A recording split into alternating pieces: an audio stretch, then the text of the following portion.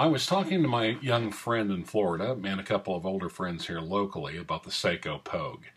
And I'm not going to tell you the story about the cool Maverick unauthorized space watch, but it is a good story. After hearing so much about it, I decided to ask Uberoki's pocket jeweler if he had one. And by the way, if you happen to know one of these gray hairs, and it's always a good idea to visit with them because you have no idea what they have in the back of their workspaces. And anyway, he mentioned that he had one, but the movement was hosed on it.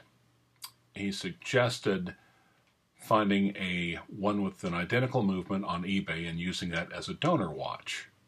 So, and I've been having a spirited discussion with Max about that for a while. He called it a Frankenwatch. And I disagree entirely. To me, a Frankenwatch is something that if you use unauthorized or either brand or time non-authentic parts, to me, getting the same movement in would be the same thing as taking it, having it serviced by Seiko, and say, in this case, 1983 or something like that. And they simply just pulled another movement out of a drawer and stuck it in.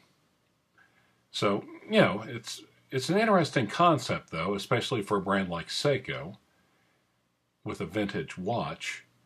Is it truly authentic or not? Now, and it's also one of the things you have to watch about with vintage. People talk about the vintage minefield because, back in the day, these things weren't luxury items. They were practical tools that were often fixed locally and often with the parts and tools at hand.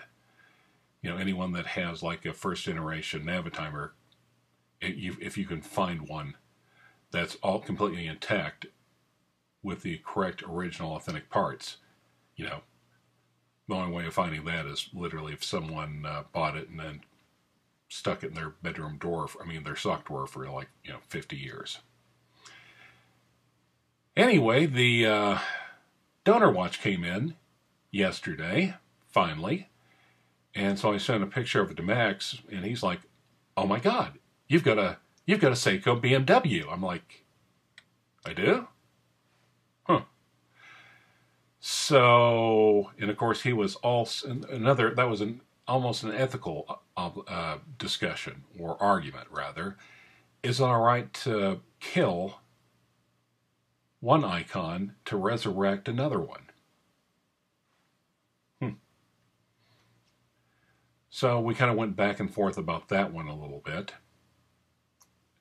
And unfortunately, the pocket jeweler had me wear it for most of the day just to ensure that it was running correctly and it was up to snuff before he did the transplant.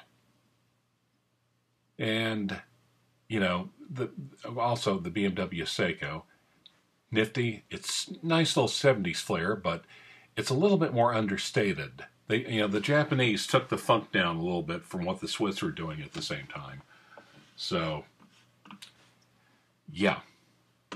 So, looking down at it all day, wearing it, watching it, I hate to say it, but it's kind of like if you're going to take a calf and turn it into veal, you don't take it home and let it graze in the backyard and let the kids play with it. So that's the story of how Clyde got another Seiko. Yeah. Anyway, I was just wondering what you guys thought about it, the subject. Transplants. Are they less than authentic? Are they Frankenwatches? Or does anyone really care? And again, we're talking about vintage parts. We're not even talking about modern luxury watches. If Seiko didn't keep track of this movement number went in this watch serial number, then why should we care? Anyway, hope everyone has a good weekend, and let's all try to be there for each other. Thanks. Oh, at least, besides the Seiko, Seamaster, Linen Dial, vintage, early 50s. Love this thing. Thanks.